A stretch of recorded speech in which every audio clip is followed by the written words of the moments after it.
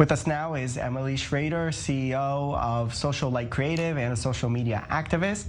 Thank you for coming on. So you're following what's going on social media for sure, around everything that's happening in Jerusalem and the Al-Aqsa Mosque. Can you tell us how much of a factor that is playing into this conflict, specifically around that very sensitive site? First of all, thanks for having me.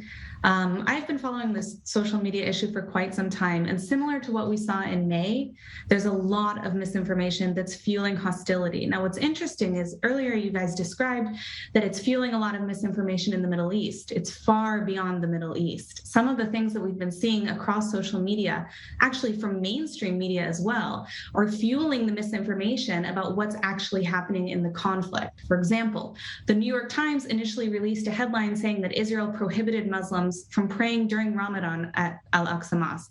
This was obviously not true, but only hours after this was released, then they revised it to say, oh, they temporarily did it for a couple of hours while they removed the rioters who were occupying the mosque with their shoes on and piling up rocks and Molotov cocktails that they were throwing at police. So none of that was mentioned conveniently. Now, what happens is that this content is then shared on social media, and it's amplified across languages, across cultures, across the world, full of misinformation about what's happening, and tensions get more and more and more heated. And unfortunately, what you see on the ground is incidents like what happened with this young girl from Haifa.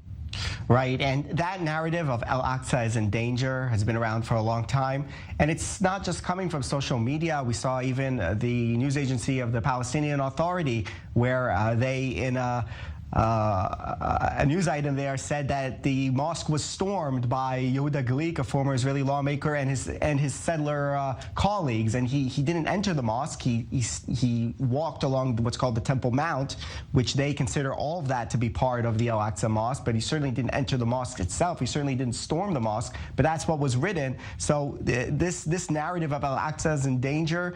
It's coming from official sources, but surely also on social media, that must be a very, very strong narrative.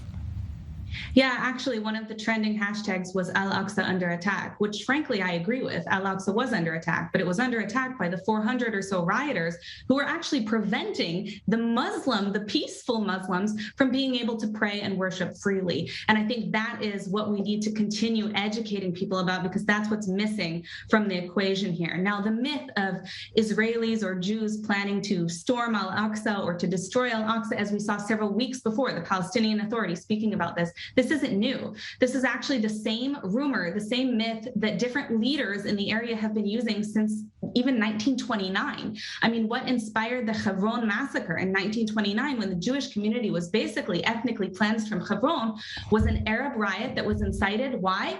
Over lies that the Jews were coming to destroy Al-Aqsa Mosque. So this is nothing new, and the new manifestation of it on social media is nothing new as well. It's just a new form, and we have to continue to be disciplined about holding media and social media users accountable. One of the other big challenges that we saw is from celebrities. We saw this in May as well with the Hadid family, for example.